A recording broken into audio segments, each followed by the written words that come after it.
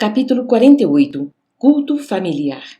Talvez a praticantes do espiritismo não fosse tão surpreendente a reunião a que compareci em casa de Lísias.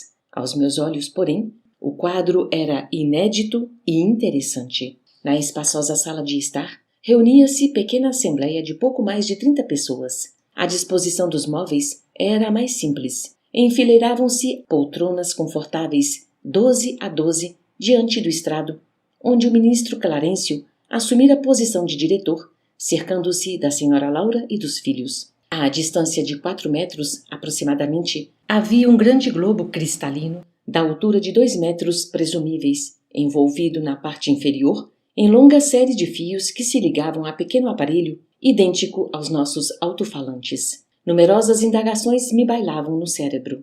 Na sala extensa, cada qual tomara lugar adequado, mas observava conversações fraternas em todos os grupos. Achando-me ao lado de Nicolas, antigo servidor do Ministério do Auxílio e íntimo da família de Lísias, ousei perguntar alguma coisa. O companheiro não se fez rogado e esclareceu. Estamos prontos. Contudo, aguardamos a ordem da comunicação. Nosso irmão Ricardo está na fase da infância terrestre e não lhe será difícil desprender-se dos elos físicos mais fortes por alguns instantes. Mas virá ele até aqui? Indaguei.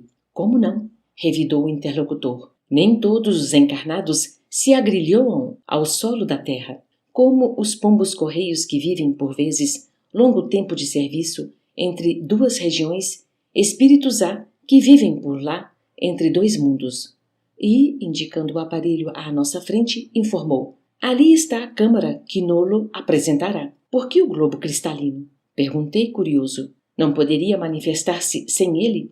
É preciso lembrar, disse Nicolas atenciosamente, que a nossa emotividade emite forças suscetíveis de perturbar. Aquela pequena câmara cristalina é constituída de material isolante. Nossas energias mentais não poderão atravessá-la. Nesse instante, foi Lísias chamado ao fone por funcionários da comunicação. Era chegado o momento. Poder-se-ia começar o trabalho culminante da reunião. Verifiquei no relógio de parede que estávamos com 40 minutos depois da meia-noite. Notando-me o olhar interrogativo, disse Nicolas em voz baixa. Somente agora há bastante paz no recente lar de Ricardo lá na terra. Naturalmente, a casa descansa, os pais dormem e ele, em nova fase, não permanece inteiramente junto ao berço. Não lhe foi possível continuar. O ministro Clarencio, levantando-se, pediu homogeneidade de pensamentos e verdadeira fusão de sentimentos. Fez-se grande quietude e Clarencio disse comovedora e singela prece.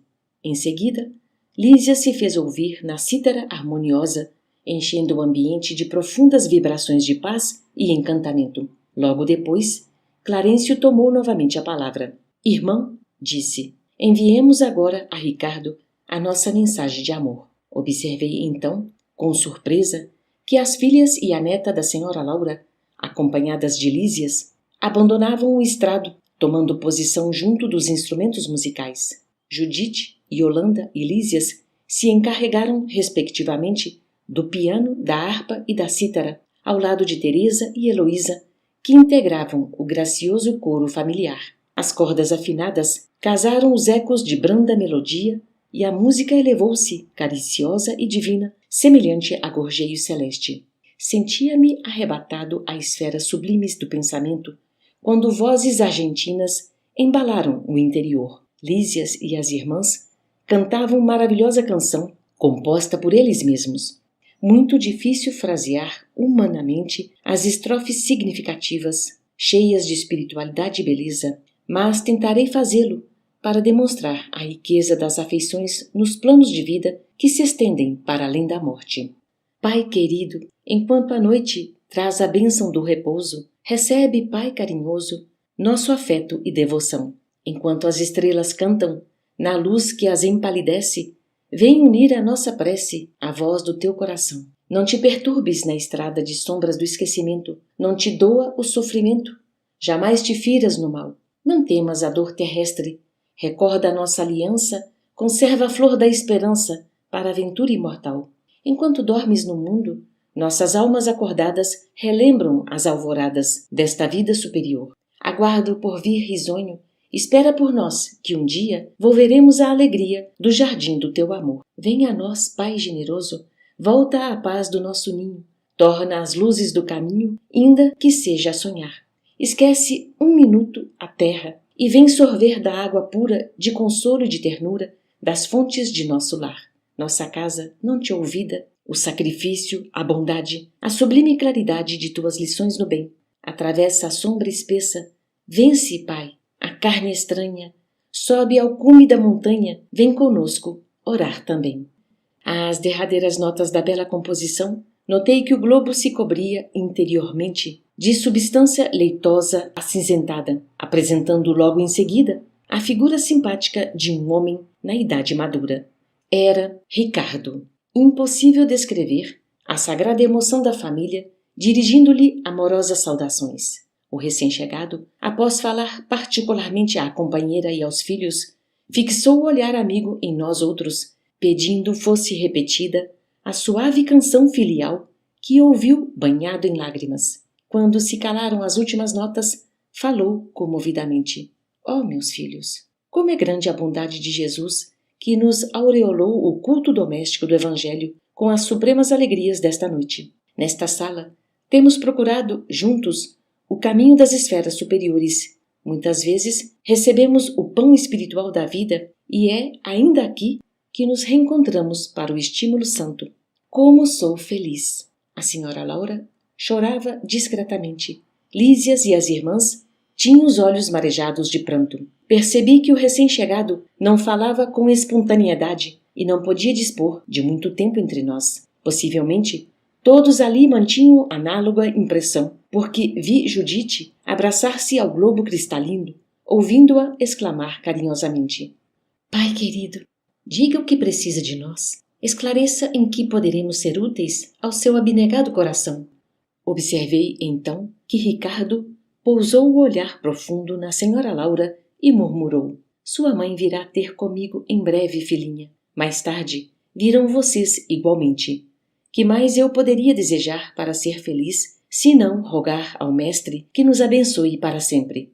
Todos chorávamos enternecidos. Quando o globo começou a apresentar de novo os mesmos tons acinzentados, ouvi Ricardo exclamando, quase à despedida: Ah, meus filhos, alguma coisa tenho a pedir-lhes do fundo de minha alma. Roguem ao Senhor para que eu nunca disponha de facilidades na terra, a fim de que a luz da gratidão e do entendimento permaneça viva em meu espírito. Aquele pedido inesperado me sensibilizou e surpreendeu ao mesmo tempo. Ricardo endereçou a todos saudações carinhosas e a cortina de substância acinzentada cobriu toda a câmara, que, em seguida, voltou ao aspecto normal. O ministro Clarencio orou com sentimento e a sessão foi encerrada, deixando-nos imersos em alegria indescritível. Dirigi-me ao estrado para abraçar a senhora Laura, exprimindo-lhe de viva voz minha profunda impressão e reconhecimento, quando alguém me atalhou os passos quase junto à dona da casa, que se ocupava a atender às numerosas felicitações dos amigos presentes. Era Clarencio, que me falou em tom amável: André, amanhã acompanharei nossa irmã Laura à esfera carnal. Se lhe apraz, poderá vir conosco para visitar sua família.